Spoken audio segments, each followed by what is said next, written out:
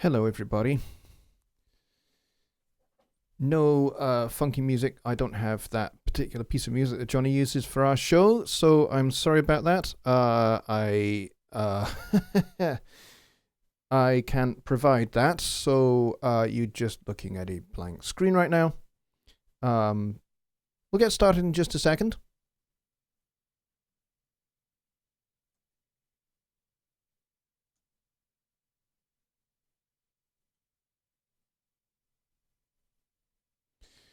So I hope you can hear me. Please just tap yes in the chat if you can hear me.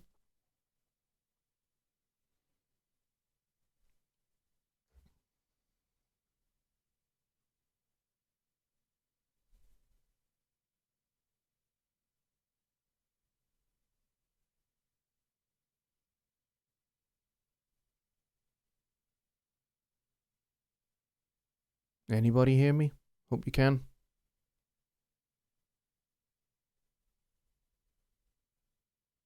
Okay, cool. Evan says yes. James says yes. RJ says yes. So there we go. Okay, let's get started. Good evening, everybody.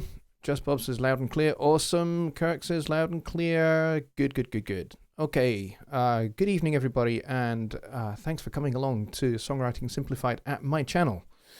I apologize for the change in the advertised channel, or the regular channel. Johnny is not feeling particularly well and needs a night off, basically. So I said, that's fine. I'll go solo tonight. So there we go. So that's what we're doing, and I'm still trying to organize myself and get ready so that we can do this. So I apologize, no Johnny Gibe tonight, but you've got my good looks and my wonderful, glorious Scottish accent to take care of and enjoy. And of course, you've got some Fender Rhodes.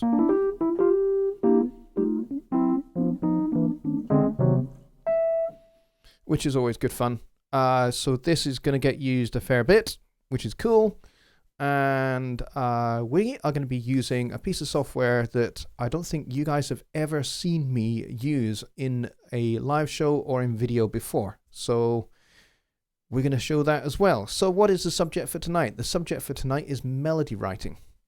And I know that we've kind of talked about this before in previous shows, but you know, I think it's always a good idea to kind of go over these things a few times. And gradually kind of unpack things as people need, as people are ready to kind of extend their understanding. So that's what we're going to do. So we are going to be using Notion tonight. RJ says, if it's not Scottish, it's crap. Absolutely. And Kirk adds to that and says, and some forget your rapier wit. Yes, absolutely. You've got to have razor sharp, sarcastic wit to get anywhere in life, I have learned, especially in Scotland.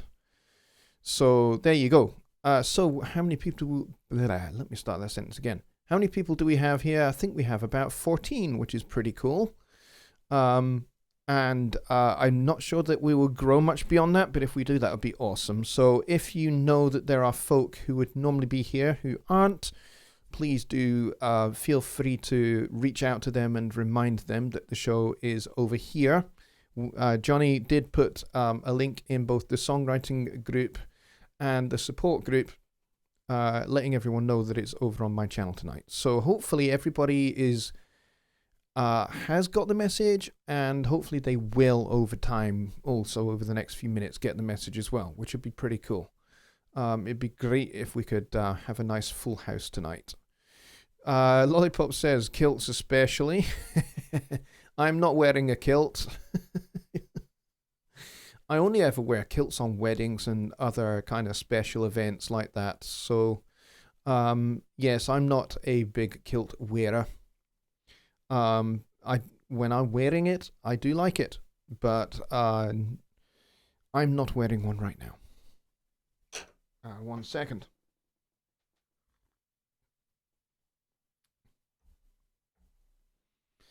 Just Bob says, hope JG is okay. Yeah, I spoke to him this afternoon, and he's fine. He just has a lot of stuff on his plate, and he needs a bit of a break. He needs a bit of a breather, and I think he mentioned to you guys that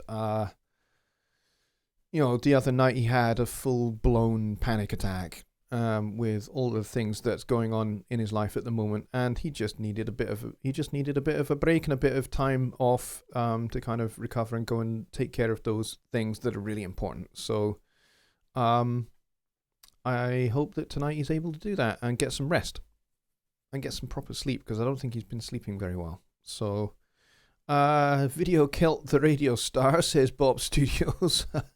Nice. I like that. That's very cool. RJ says, how do we know that? How do we know what? I'm not sure what that's referring to.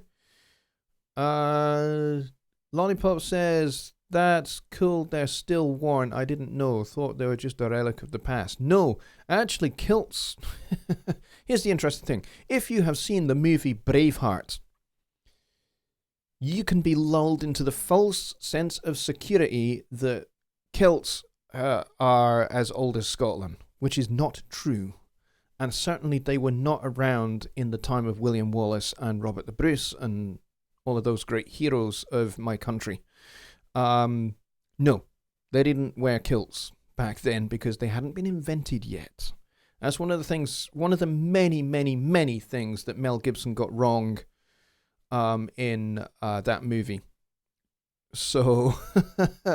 No, kilts came maybe a couple of 100 years after the events of the life of William Wallace and Robert the Bruce. So they're kind of a little bit they're not as old as you think they are. But yes, we still wear them. There are some people for whom they have to wear them every day as part of their job. I'm very thankful that I'm not one of them. Kirk says, I wore a kilt for my own wedding. Yes, so did I. I did too. Let's see. I haven't, because I'm free balling. That's really good. And you know why? Because I think that's a really great song.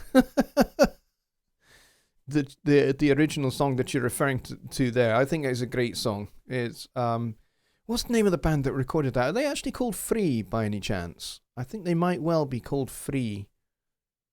Bob Susie says, here in the States, kilts for firemen funerals. Yes, I have seen those. I've seen some funerals of firemen in the United States, and yes, they do wear kilts. And I do know that you have some great pipe and drums bands in the United States as well, because they come over here for the World Pipe Band Championships, which are held here in Scotland annually. It's Tom Petty. Of course it was. Tom Petty and the Heartbreakers. Let's see. Kirk says Braveheart was based in the early 1300s. That is correct. Yep. Yeah, kind of 12th, late. Yeah. Yeah, kind of late 1200s into the 1300s. Yep. And so kilts don't really come into being until, maybe the middle 1500s. So kind of like in the period of Henry the Seventh, King of England, Henry the Seventh. And then, of course, for those of you that really, really know your European history and history of Britain and stuff, will know that in 1605, James the Sixth of Scotland acceded to the throne of England and became King of England as well as King of Scotland. He became James the First of Scotland. Of England. James the Sixth of Scotland, James the First of England, and he then in 1605 created the Union of the Crowns, and then 102 years later we had the Parliamentary Act called the Act of Union, which united the kingdoms of Scotland and England once and for all, and that is when the United Kingdom was born. So there you go. So the United Kingdom is made up of two nations, fundamentally, England and Scotland, plus the English Principality of Wales and the province of Northern Ireland. That's the current makeup of the United Kingdom. But there you go. So history lesson over. And of course, for those of you that are really smart, you will know that King James is the King of England and Scotland, who is referred to when we talk about the King James Bible. So there you go. Anyway, that was a complete rabbit run, and we're 60 minutes into the show, and we haven't started talking about melody. So we'd better get into it, hadn't we? Otherwise, we'll end up talking about Scottish history and British history, and those that are here for wanting to learn about melody writing will get right peed off. My neighbour is in the room, everybody. It's always cool when Mike is in the room. Bobby Booth is here as well. There's quite a lot of you actually here now. We've got about 19, nearly 20 people here. So who do we have? We've got Ken Moss as well. He says, Braveheart's score has some of the best writing for winds I've heard in film. Yes, it really is a very, very nice score. Not a par on somebody like Hans Zimmer or John Williams. I like the way John Williams writes for winds and brass, but particularly the way he writes for winds. He does something really, really beautiful with the voicings for flutes and clarinets and oboes in particular that I really, really like. And you hear that quite a lot in the Indiana Jones films and also in Star Wars. And towards that more poignant end, the ending of E.T., if you remember that film from, what was it, 1982? The beautiful writing for the woodwinds and the strings at the end of that film is just a thing of beauty. Really is. Okay, anyway, let's get into some melody, shall we, folks? So we are going to go and take a look at Notion, which I'm going to pull up on the screen just now. So here we go. I hope everybody can see this. You should be able to. This is PreSonus Notion version 6.5. And I knocked up this little piece of melody this afternoon. And some of you will be going, notation. I don't know how to read music. So this is going to be completely irrelevant to me, and I may as well just run away right now. Please don't run away right now, because being able to read this notation is not important. It's here, but it's not like a prerequisite that you need to be able to read this to be able to understand what I'm going to teach tonight, because you don't. Okay? So, for those of you that can read the notation, that is great. Read it and enjoy it. For those of you that cannot, you will get to hear this melody. And what I want you to do, for those of you that don't read notation, is just follow the rise and fall of the pitch. How does this work? Well, basically, the further you go up the stave here is the higher in pitch you go. And then the further down you go, the lower in pitch it is. So we have, this is a piano score. So we have treble clef for the right hand, and we have bass clef for the left hand. And so all this here is the bass note. Bass notes on, and as you can see, there aren't any written in. And then this is just the right hand. So basically we are dealing with just a right hand melody, and I put some chord symbols over the top. So what I'm going to do is, having recorded this melody into Notion earlier this afternoon, I'm going to accompany on the Fender Rhodes in just a minute. But what I want you to do is just watch the rise and fall of the melody here. And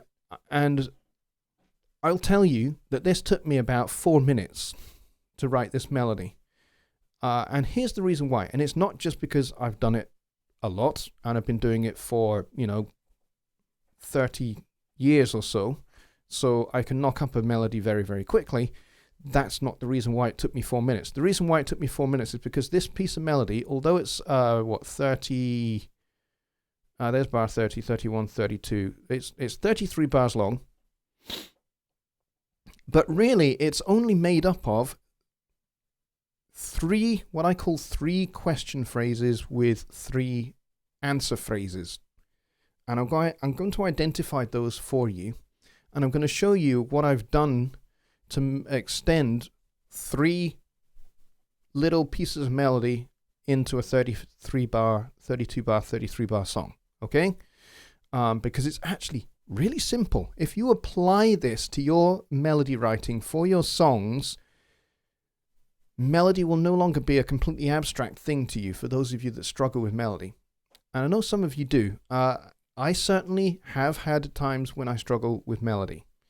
So, hopefully what you take away from tonight is that melody writing is very easy if you break it down into smaller chunks. If you just go, oh, I've got a verse to write, that's not going to help you. Because you will just come up with something that just meanders around and doesn't really make a whole lot of sense. Break it down into constituent phrases, and melody writing is very, very simple.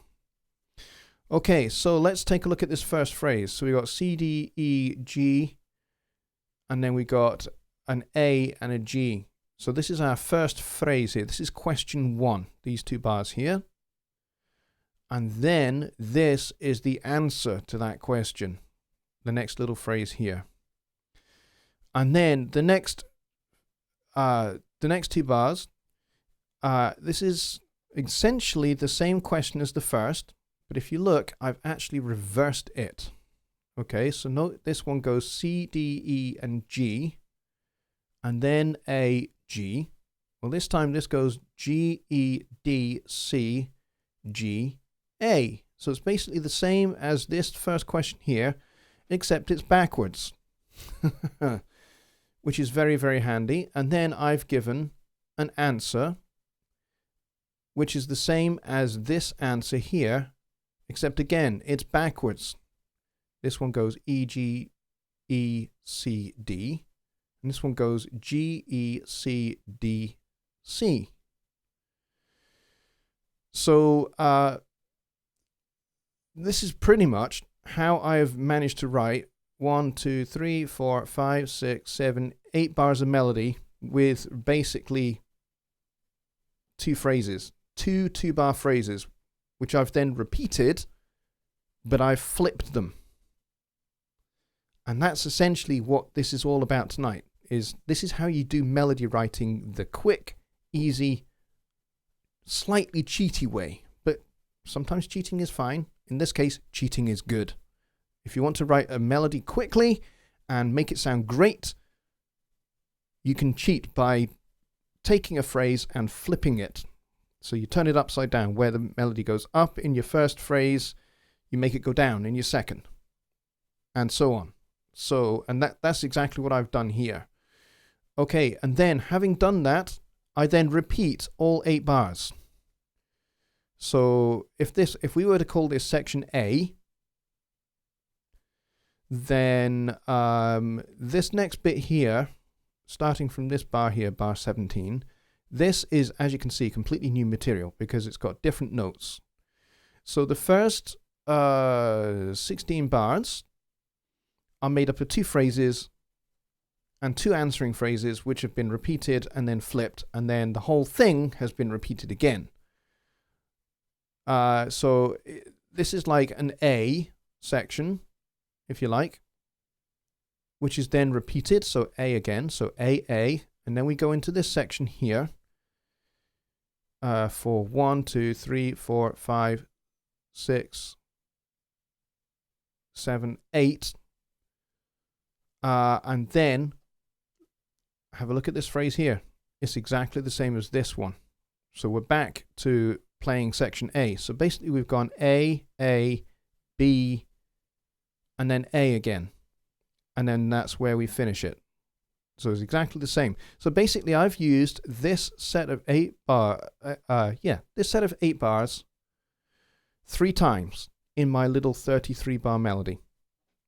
Repetition is a very valuable tool because it fills in some of that time that you need, and it also makes something nice and neat and tidy. It makes a melody that's nice, easy, tidy, and easy to remember, which is what you want for your listener. Now, it doesn't have to be this bare basic. This is incredibly bare basic. But, even if you're writing something that is very funky, you're writing a funk song or a blues song, you want to make use of repetition and, create little melodic phrases that people can remember, and repeat them so that the listener hears them over and over again, so that they get those melodies into their heads, and then as they're going about their daily life, that melody is in their head and they're singing it. That's what you want to achieve. Okay? So let's have a listen to this melody, and I'm going to try and accompany myself. This is going to be amusing. At the moment, I can't see your chat, so I don't know what you're saying, but I'll come back to your chat in just a minute, and I'll try and catch up with your questions. Okay, so hang on just one second. And let's see.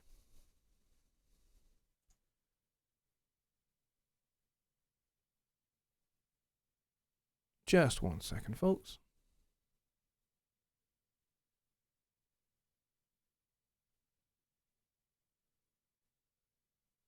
Mike Nibber says Hans Zimmer uses this technique for melody writing in his scores. Yes, absolutely. More or less comes full circle, says Kirk. Back to the top. Yes, absolutely. Just Bob says the first to frames are kind of like call and answer technique in the blues guitar. Yes, you have got it. You guys understand this. This is fantastic.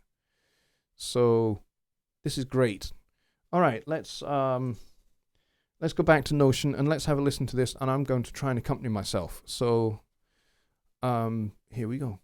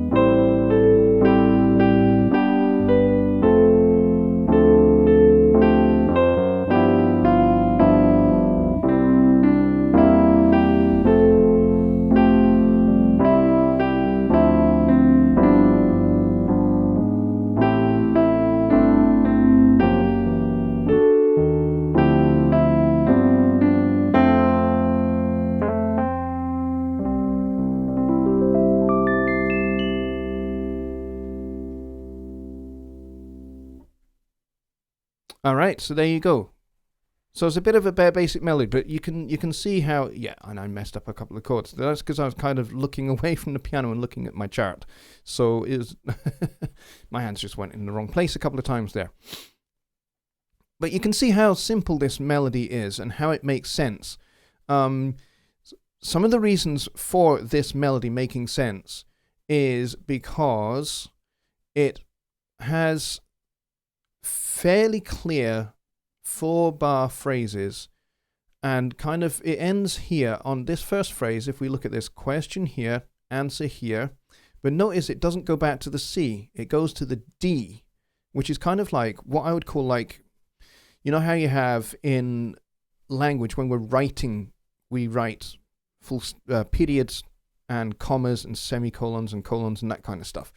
Well, this is kind of like a musical comma, because we're on the G chord, the dominant chord in the key of C. So we're on chord 5 in the key of C. The melody note is D. And this kind of is unresolved. So it's kind of like I'm asking a question here, and I'm kind of giving a vague answer here.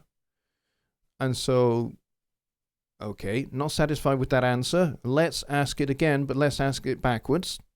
So you put the words literally backwards. And then, so your really clever and sarcastic person who is opposite you answering you decides to answer you in the same way you spoke to him. Backwards. But he ends on the C. So this has like a full stop effect. And then the whole thing gets repeated. And then we're back on that full stop again. And now we start a new question.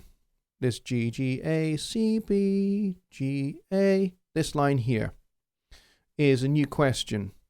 And then we get another answer here, which is probably even more vague. You know, you get this A, G, A, C, B.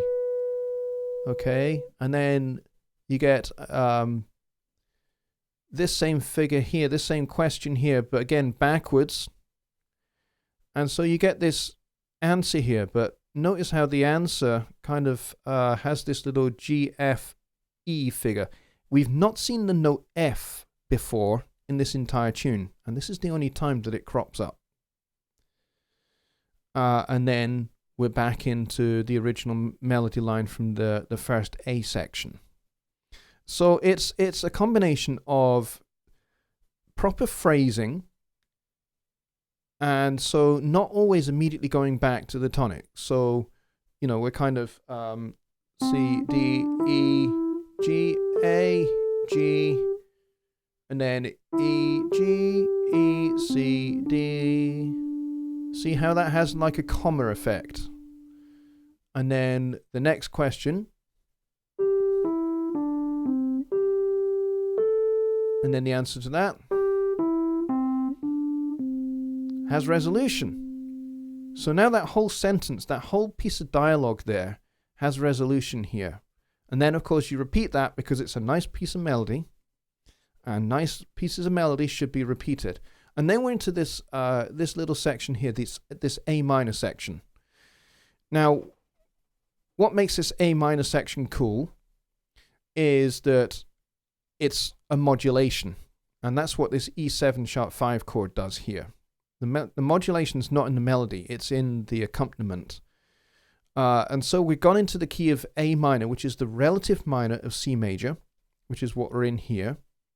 And so we get this nice piece of melody here. We get a little bit of dissonance here because we've got a G chord with an F in the bass, and the melody is a B. So we've got this kind of sound. So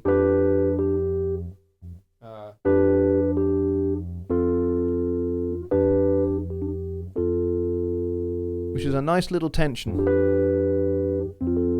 which then resolves, and then you get this continued little figure here, and then we get this chord 5 cropping up just to reinforce the fact that we're in A minor, and then we have a classic 2, 5, 1 that takes us back to the key of C for the start of the original A section again. And so that's what gives this piece of music its symmetry. And as I say, this took me 4 minutes to come up with, because I basically just took notes entirely of the C major scale, and my good friend Mike Neighbor will notice that most of it was written using the C major pentatonic scale, with the exception of this introduction of the note F here. The F does not belong to the C pentatonic scale, but it does belong to the G7 chord, F being the 7th, which resolves down to the 3rd of the C major chord to come. So it's anticipating going to the C major chord. But in a G7 chord, the E is a tension because it's the 13th of the chord.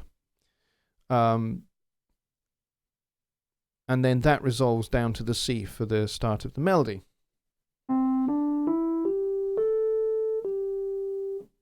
And then we're away into the final section. So I hope that this has helped a wee bit. So we will now get into... Oh, didn't want to do that. We'll now get into conversation over in the chat, and we'll get into your questions. So if you've got questions on songwriting, let's get them in. Ken says, nice use of the tritone. Would not expect the G flat in the key of C. Yes, absolutely. I threw that in there because I like the sound of it. And in fact, if you heard my accompaniment the first time, let's see. The first time I played it, on the G, it's a melody G there, and you think, G flat with a G, that doesn't go. You know, here's my G flat 7 chord with the G on the top. Shouldn't really go, should it? But you see what I did was I made that a flat 9 resolved to a sharp 9, and then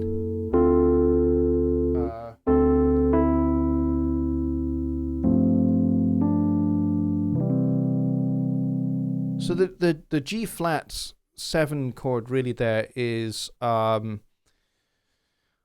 what is it? What function is it here in the key of C? Well, it's a flat 5. It's essentially a substitute 5. It's a substitute for A7 because the next chord is D minor.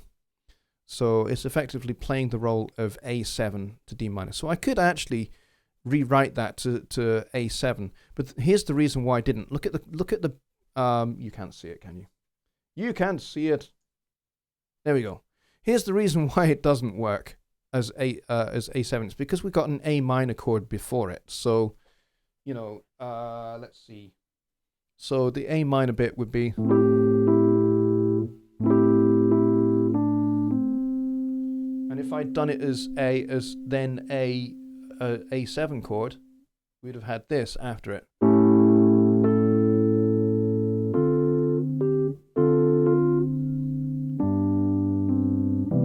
So it kind of doesn't really work because you're going kind of A minor, and then A major, doesn't really work. So basically I use the G flat chord as by way of kind of getting around the fact that if I'd used a normal A7 chord, which does work, you can hear that how that works. A7, D minor, G7, C. It works perfectly. It's a 6-2-5-1. 6-2-5-1. It works perfectly. But in that context, because we've got A minor before it,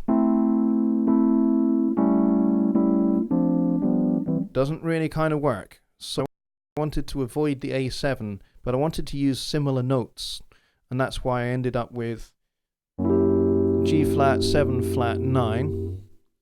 But I think the first time you heard me play it, I slipped in a chord that's not there, and that's a habit of mine, a reharmonizing habit of mine. I went on the first note, the G. I played G flat, 7 flat, 9, and then when we get to the A, I played this chord,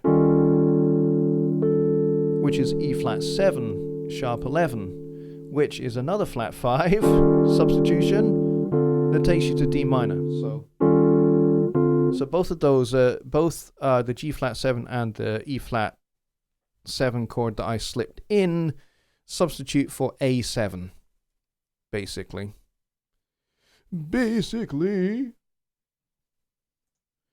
That was kind of the idea there. So that may or may not help some people. I might have just confused the heck of a lot of people. So there you go. I hope that helps you with your melody writing. Just Bob asks, on a standard 4 count, 65 beats a minute, when vocals come in on count 3 and overlap to count 2 and resolve on the following 4th count, what timing are the vocals following to create the melody? I hope I'm asking correctly. Okay, let me read that again. So 4 beats in the bar, 65 beats per minute. When the vocals come in on beat 3 and overlap to count 2, resolving on the following 4th count. And you want to know what the timing would be. So let's see, count 3 overlapping to count 2. So 3, 4, so it's on beat 3. So beat 3, 4, 1, and then the next note is on beat 2, right? So the first note would be it's a 4-beat note, but it starts on beat 3. So you'd have the way you would write that. I think the way you'd write that would, if you were to write the notation down, it would be a dotted half note, which will give you 3 beats tied to a quarter note. And then the next note starts on beat 2, which resolves to the next note, which is on the 4th beat.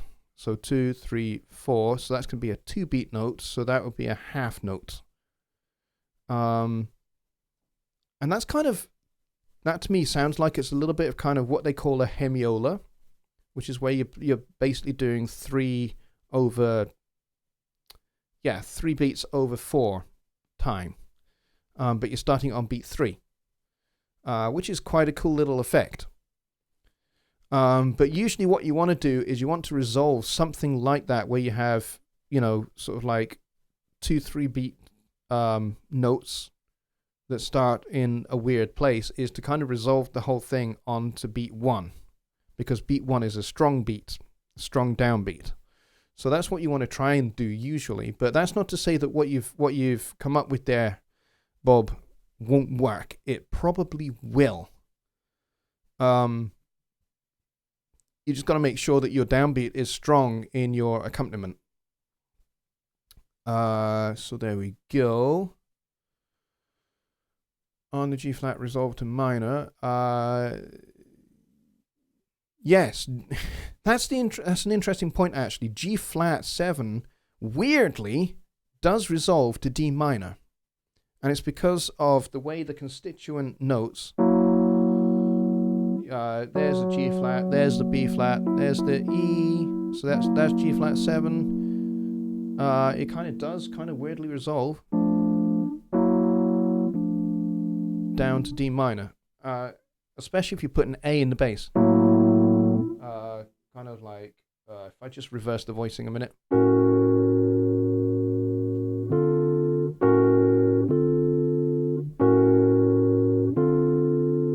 Kind of does resolve down, because you're shifting all of that down a semitone.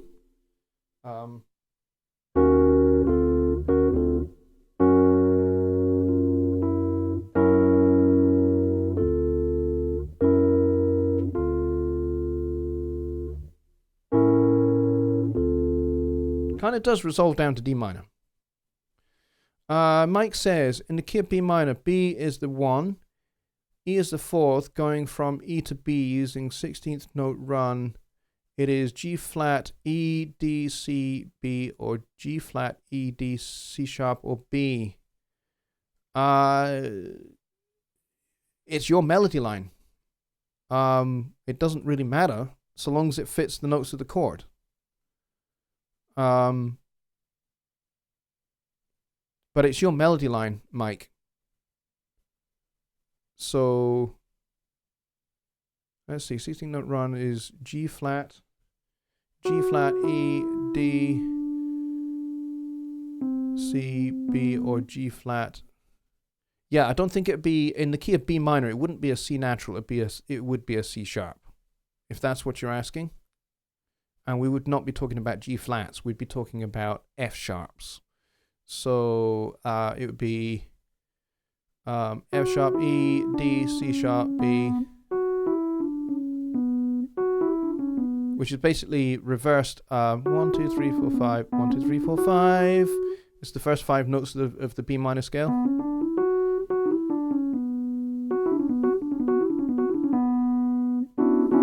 Okay.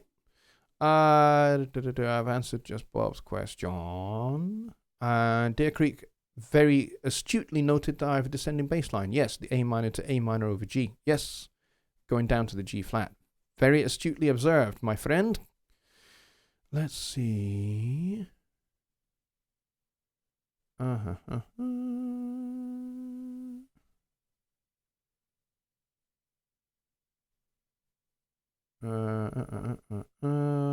to see what else. Mike, I think it should be a C sharp unless you're in a different mode. Yes, Ken, you're absolutely right. Just Bob says, I will send you my song tonight. It's definitely not your music. Metal kind of Black Sabbath stuff. I'm curious as to where my lyric placement falls. New to me. If you're interested. Yeah, please. Yeah, go ahead. That's cool. In that particular style of music, providing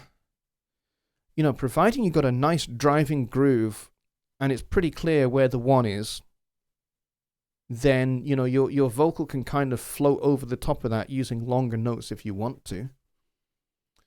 So yes, you can do that. Mike says, that's what I'm asking. Yes, C sharp it should be. Yeah, absolutely.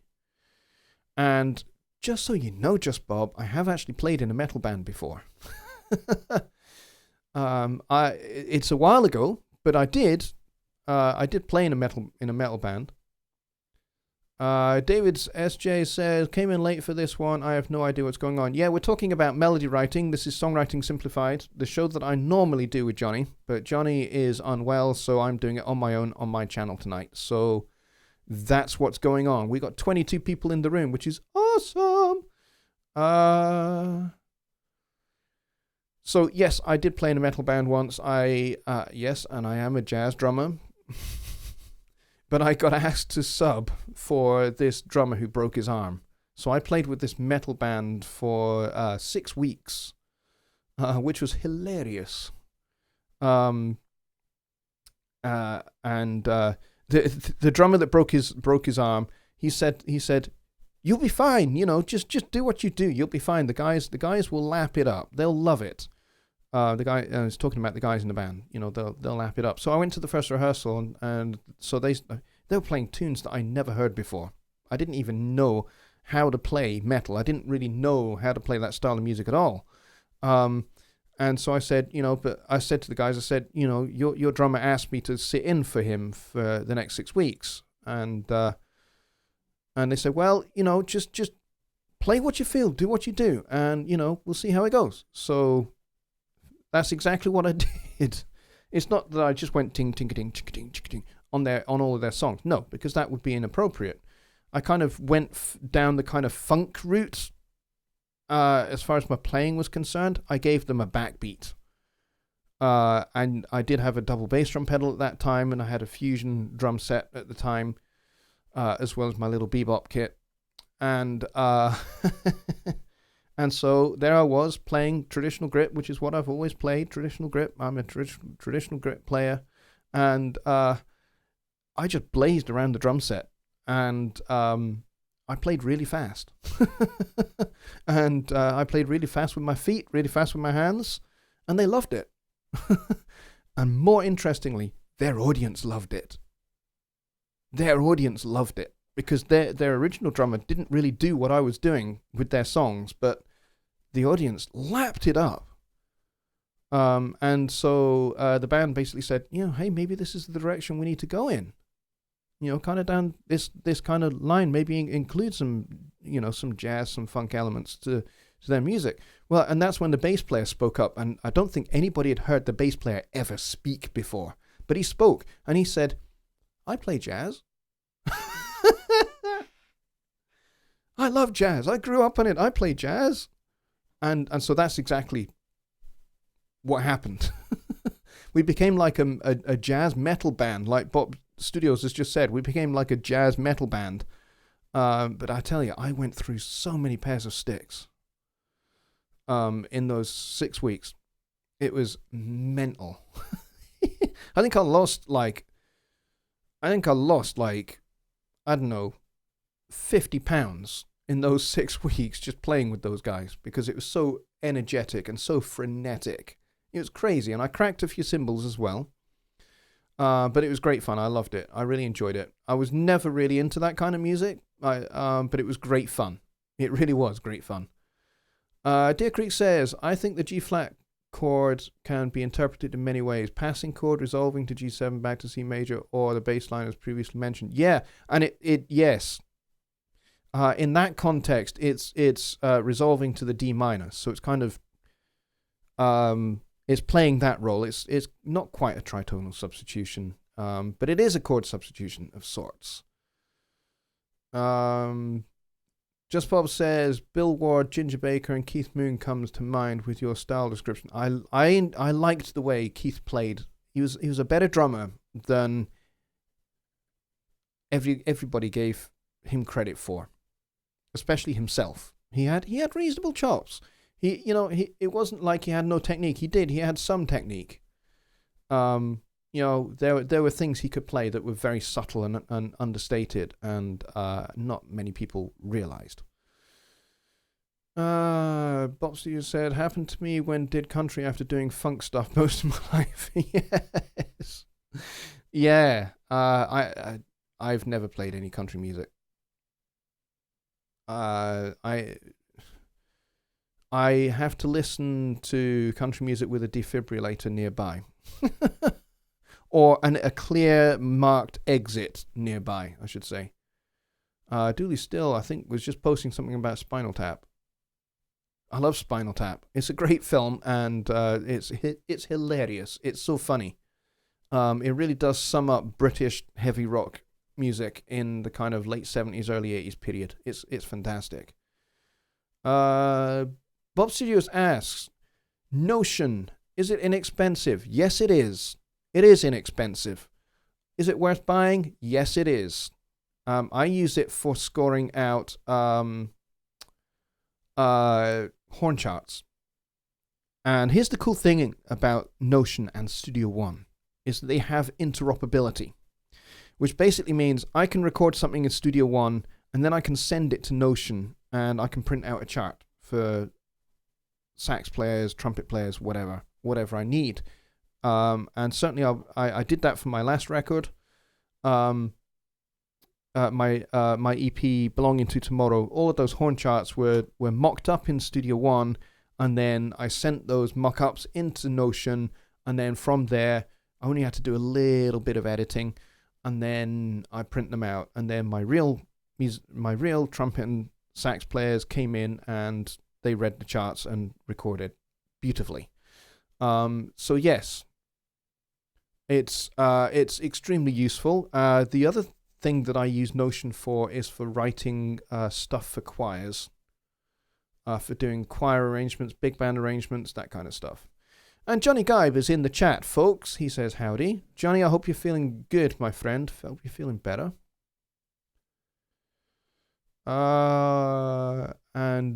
Yeah, shame that we couldn't do the show tonight, but I think rest for you is more important than anything else.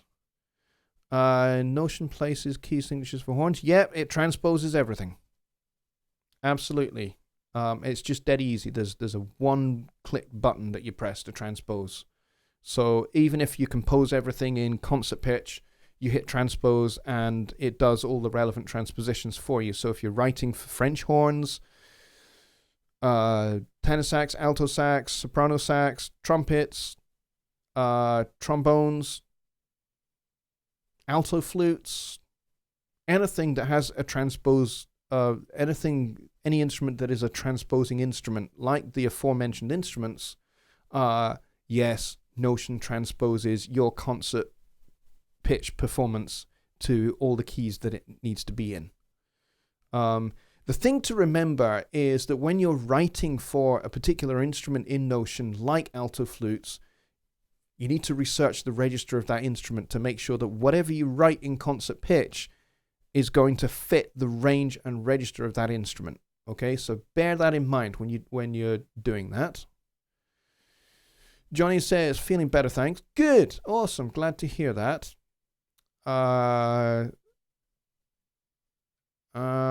Johnny then says, oh yes, even took night off work, and I haven't done that in 9 years. Good for you, my friend. Good for you. Really important that you look after you and give yourself some downtime, because the world needs Johnny Gibe. The world will not work as it should without Johnny Gibe in it. And certainly, taking time out sometimes is really, really important to do. My wife has done that. She went to the doctor and got herself signed off for a few days, and then she went back to work and she felt a lot better about being at work, and she worked a lot better. She worked more efficiently. So yeah, those kind of things are very important, and sleep is incredibly important, especially if you've got a lot of stress going on in your life.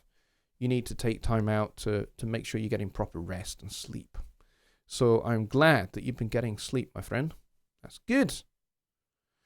Lollipop says it creeps up on a person. Sneaky stress. Yes, it certainly does. And then all of a sudden it becomes unmanageable. You're kind of managing it, is there in the background, and then suddenly it becomes unmanageable and you can't handle it. It's gone past that point of no return, so to speak. And that's when you need to pull back. The thing to learn is to become self-aware. So you know when you're getting close to that point of no return and it's becoming unmanageable. That's the time to go, okay, I need to just take some time out.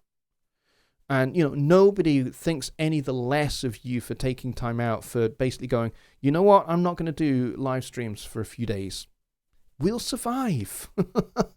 We'll survive, and we'll be here waiting for you when you're ready. When you're ready to come back and you're ready to start doing your shows again. We'll be here. And of course, I can sit in for you. I can fill in some of the gaps here and there, but, don't be afraid to take a few days out from doing shows.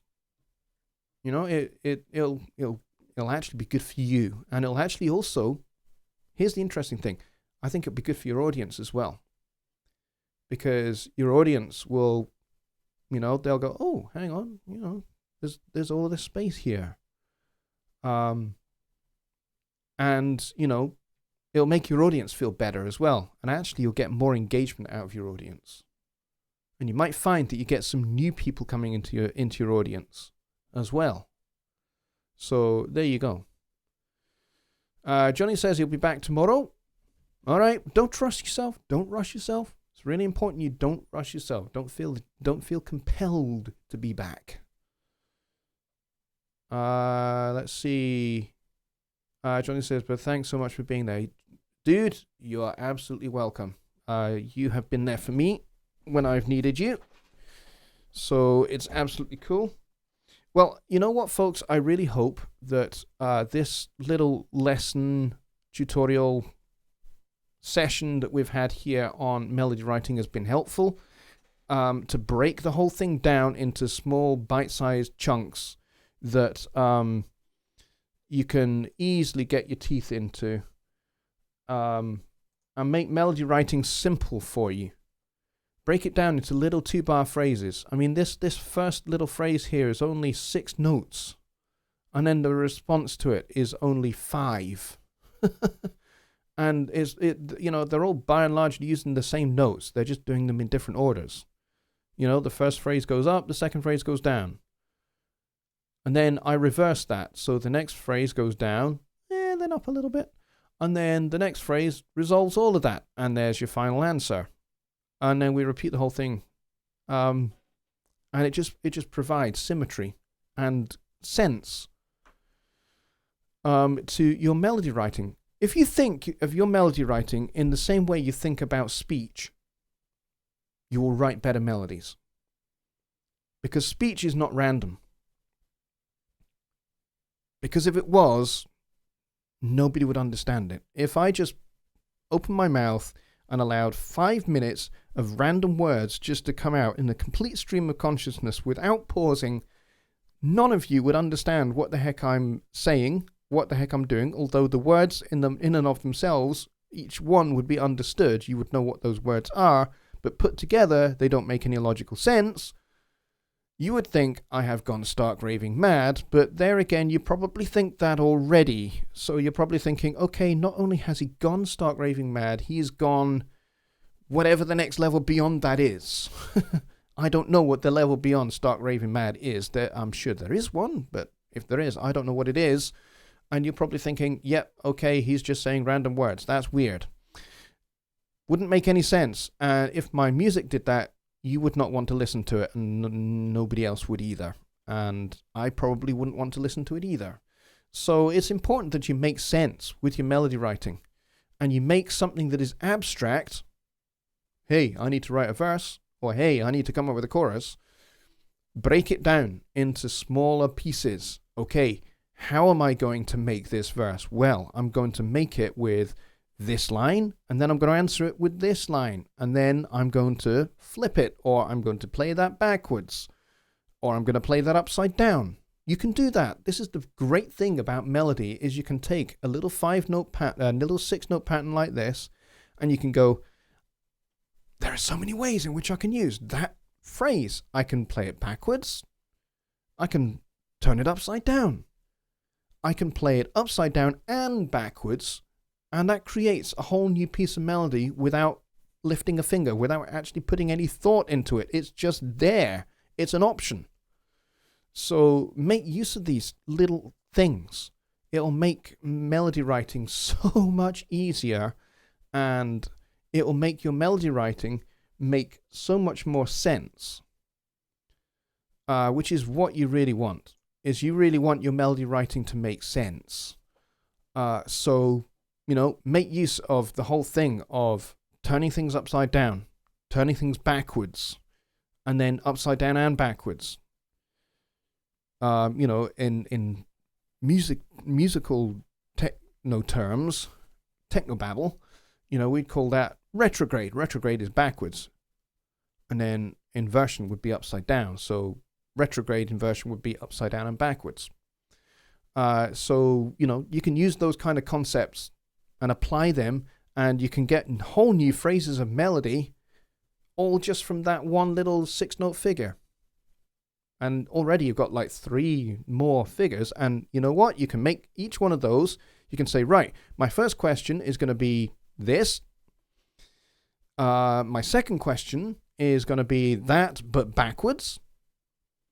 And then my third question is going to be the first thing, but backwards and upside down. And then you can come up with answering phrases that follow that symmetry as well. And before you know it, you've just written 32 bars of music out of one little phrase. Now, I've done it with 3 phrases here in this little thing that I mocked up for you, but it really is that easy. It really is that easy. Just Bob says, speech and walking on both melody and rhythm. Absolutely. Absolutely right. Let's see. Songwriting Simplified first. A Leo Say reference. Awesome. Let's see.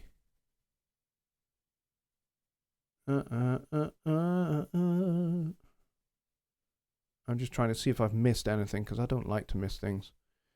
Deer Creek says, did you ever listen to much Jan Hammer or like his music? Yeah.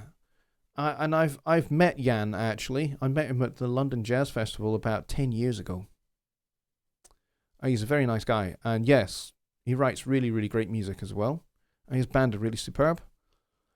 Mike says, stress is why I don't do all the stuff I was doing 6 months ago. I just can't juggle that well. Well, yeah, absolutely. You have to know your limits. You have to know what your limits are. And then once you've found those boundaries, for your personal boundaries, is learn, hey, how can I be really creative with what I do have? Absolutely. Let's see. Bob Studios is talking about John Coltrane. John Coltrane is one of my heroes, my friend. Absolutely. I grew up listening to John Coltrane, Charlie Parker, Dizzy Gillespie, Miles Davis, all of that stuff. And Weather Report. My other hero, as you can see here, is... No, that's not Jaco Pastorius, but that bass is a copy of his bass.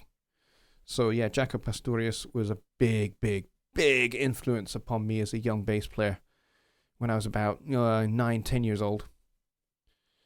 Word salad, yes. Just Bob asks... No, actually, hang on, before I get to that. Lollipop Gill says, do you always follow a formulaic approach to melody writing outside of the question-answer pattern? There are lots of other formulas you can follow. Question-answer is probably the most simple and the most obvious. I mean, all the great composers used question-and-answer. Mozart, Beethoven, Bach. They all used it. And essentially, if you think about it, and you go and look at something like a Beethoven symphony or a Mozart symphony, particularly Mozart symphonies, you'll find that this whole concept of question and answer is replete throughout his music in a symphony. Now, you think a symphony is a massive piece of work, right? And you go, crikey, that's a lot of work. Well, you think about it, a lot of his music is based out of 2 phrases, 2 or 3 little pieces of melody. You could also take Beethoven's 5th Symphony, the da-da-da-da, da-da-da-da. That's, for that movement of that symphony, that whole movement is built out of that little phrase, da-da-da-da, da-da-da-da, because what happens next? It goes, da-da-da-da-da-da-da-da-da. What's he done there? He's taken the same melodic figure, shifted it up, he's transposed it. That's another thing you can do. So you can do retrograde inversion, and you can do transposition. So you can shift the melody up and down. So da-da-da-da, da-da-da-da. So that's the same thing, but shifted down to create a little bit of a darkness. And then we get into and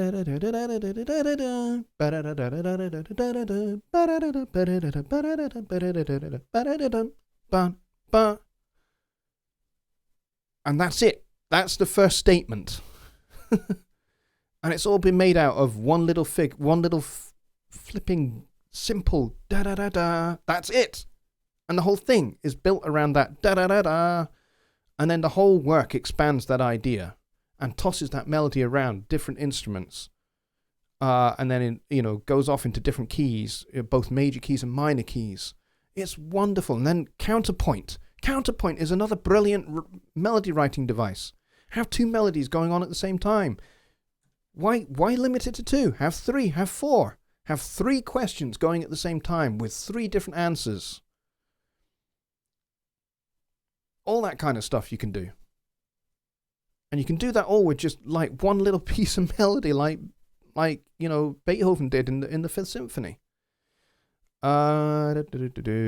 Yang would have toured with Jeff Beck. Yes, he did. I believe he was asked, but doesn't want to travel around much anymore. No, he doesn't. He doesn't really like touring anymore, which is fine. I think he confines himself to the studio these days. Have you listened to Tal Wilkenfeld? Yep, I most certainly have. I remember when she first got noticed, and she first got noticed by Herbie Hancock, actually.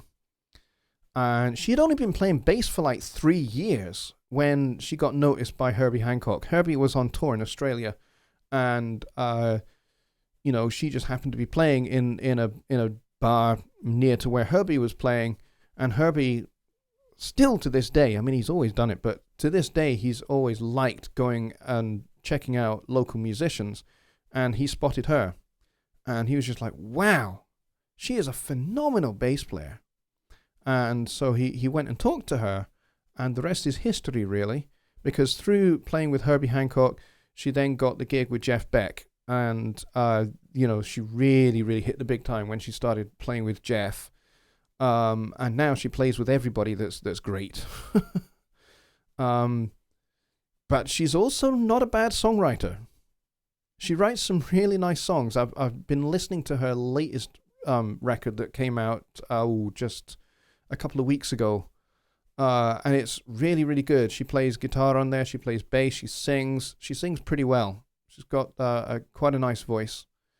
But yeah, her music is fantastic, and she improvises really well. Just Bob says, don't forget my question. Just Bob, can you repost the question, please? And I'll make that the last thing we talk about. If I can find your question. I don't think I can.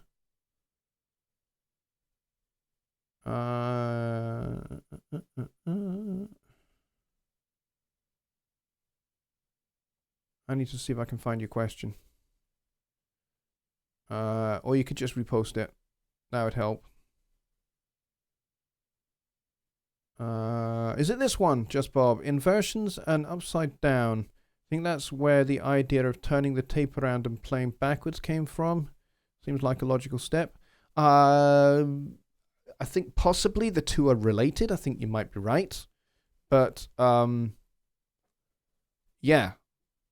I mean, I think,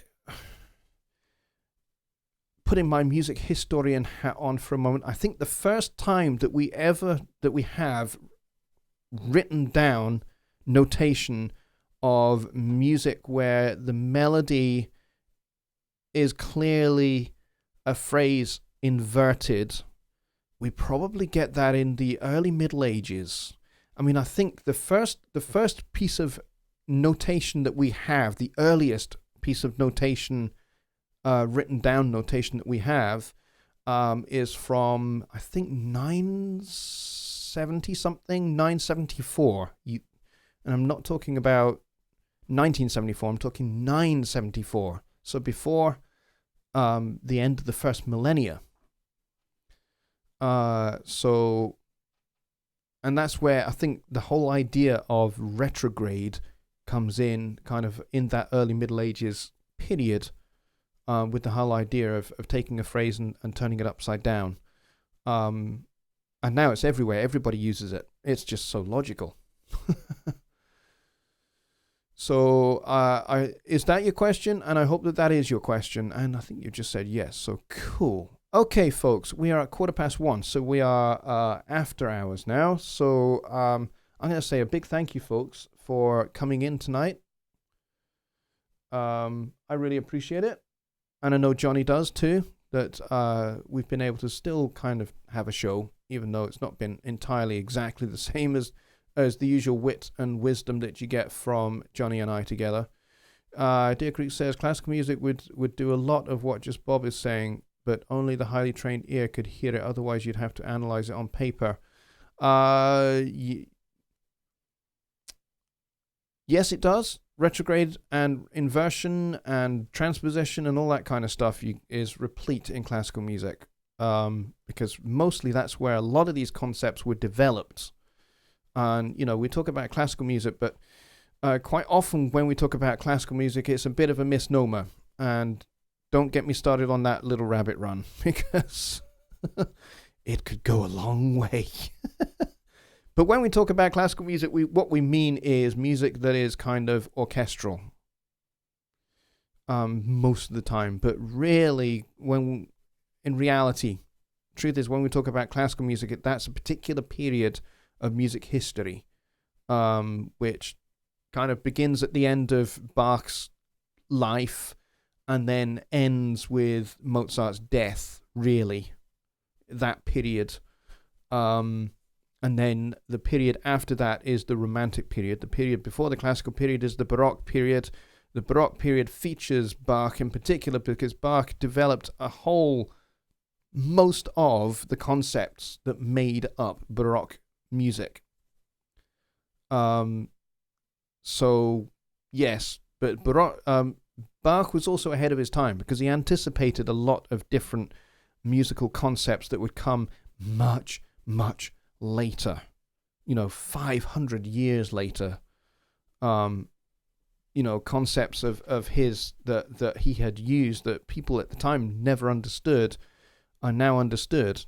People like Duke Ellington took hold of those Bach ideas, and jazz was kind of born out of a meeting of those kind of ideas with African tonality and African melodic concepts kind of put together, kind of like that European classical, that European sense of the thing with Baroque music is that a lot of it is improvised. The melodies are written, but everything else around it is not. It's largely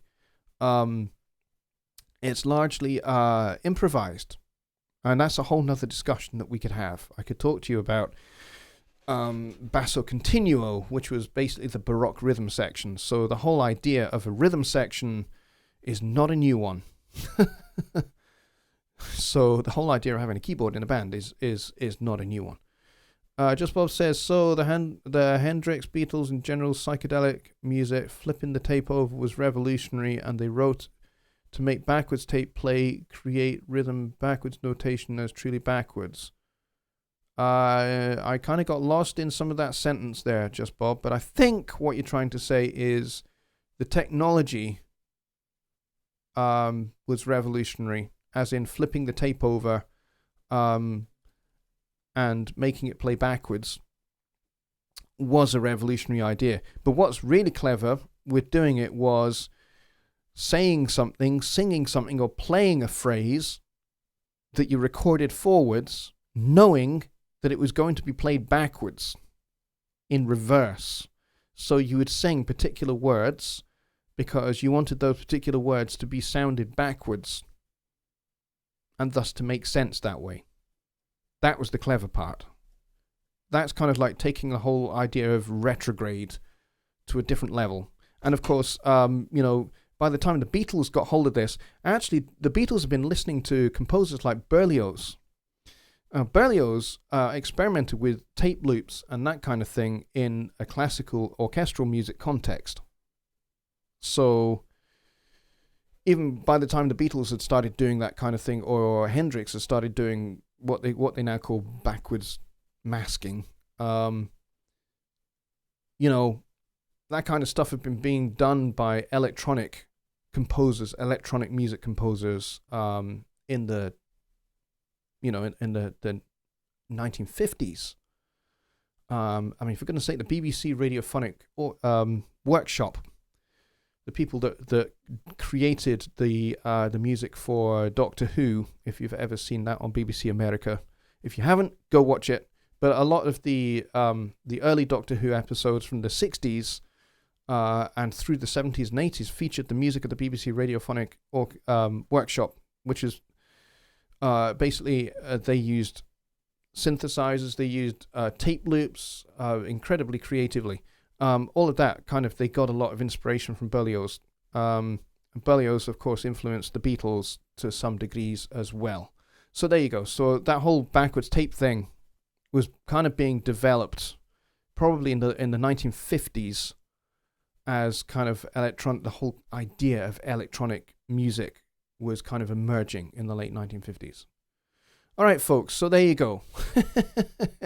I could keep going on, but I can't because it's Wednesday. We're still in the middle of the school week, and I have to be up early in the morning to take kids to school and all of that. So that's okay. All right, folks, I'm going to say a very good night to you all, and have a great rest of your week, and I will see you on Sunday for Sunday Night Live. Also, just to say, tomorrow will be the final episode of the Paper Deity mixing series where we will get into mastering. So if you want to learn how to master, tomorrow's episode is the one to watch. And that'll go up some point tomorrow. So watch out for that. So I will see you then, folks. Good night.